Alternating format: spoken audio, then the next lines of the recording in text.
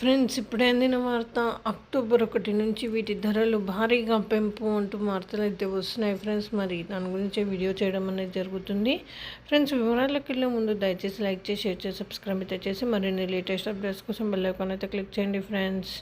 అయితే వంట నూనెలపై దిగుమతి సుంకాన్ని పెంచుతూ కేంద్రం కీలక నిర్ణయం తీసుకుంది. స్థానిక రైతులను ఆదుకునేందుకు ముడి శుద్ధి చేసిన వంట నూనెలపై ప్రాథమిక దిగుమతి సుంకం 20% పెంచుతున్నట్లు ప్రభుత్వం శుక్రవారం ప్రకటనలో వెల్లడించింది. ఈ నిర్ణయం ద్వారా వంట నూనె ధరలు తగ్గొచ్చు, తద్వారా డిమాండ్పై ప్రభావం ఉండవచ్చని పరిశ్రమ వర్గాలు భావిస్తున్నాయి. అంతేకాకుండా విదేశాల్లో palm oil, soya oil, sunflower oil కొనుగోళ్లను తగ్గిస్తున్నారు. ప్రభుత్వం నోటిఫికేషన్ ప్రకారం సెప్టెంబర్ 14 నుంచి crude palm oil, crude soya oil, crude sunflower oil పై 20% బేసిక్ కస్టమ్స్ సుంకాన్ని విధించినట్లు ప్రభుత్వం స్పష్టం చేస్తుంది. ఈ వంట నూనెలపై అగ్రికల్చర్, ఇన్ఫ్రాస్ట్రక్చర్ అండ్